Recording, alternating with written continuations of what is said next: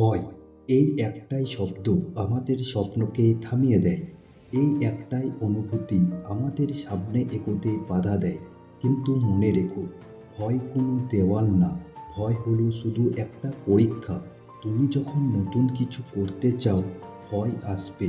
তুমি যখন বড় স্বপ্ন দেখবে, ভয় তোমার কানে ফিসফিস করবে, পারবে না, তুমি যথেষ্ট ভালো নও, লোকেরা কি বলিবে। কিন্তু আজ থেকে সেই ভয়কে উত্তর দাও, আমি চেষ্টা করব। কারণ সাহস মানে ভয় না পাওয়াই নয়, সাহস মানে ভয় থাকা সত্ত্বেও এগিয়ে যাও। যারা আজ সফল তারা কি ভয় পায়নি? তারাও ভয় পেয়েছিল, কিন্তু তারা থামেনি। মনে রেখো, ভয় তোমাকে ছোট করে রাখতে চায়, কিন্তু তোমার স্বপ্ন তোমাকে বড় হতে ডাকছে।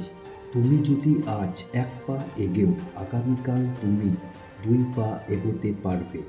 ব্যর্থতা আসবে, মানুষ হাসতে পারে, পরিস্থিতি কঠিন হতে পারে, কিন্তু প্রশ্ন একটাই, তুমি হাল ছাড়বে না।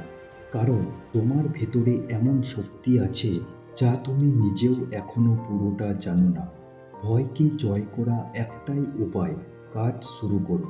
যত দেরি করবে ভয় তত বড় হবে, যত কাজ করবে ভয় তত ছোট হবে। আজ নিজেকে একটাই কথা দাও, আমি ভয়কে আমার ভবিষ্যৎ ঠিক করতে দেব না। আমি ব্যর্থতা হলেও শিখব, আমি পড়ে গেলে উঠে দাঁড়াবো, আমি থামব না। কারণ সাফল্য তাদেরই যারা ভয়কে পেছনে ফেলে সামনে হাঁটে। তুমি সাধারণ নও, তুমি দুর্বলও নও, তুমি হেরে যাওয়ার জন্য জন্মাওনি।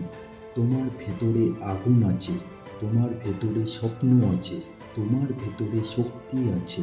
তাই আজ থেকে সিদ্ধান্ত নাও, ভয়কে জয় করব, স্বপ্নকে বেছে নেব, এগিয়ে চলব। মনে রাখো, একদিন তুমি পেছন ফিরে তাকিয়ে বলবে, ভয় পেয়েছিলাম কিন্তু থামিনি।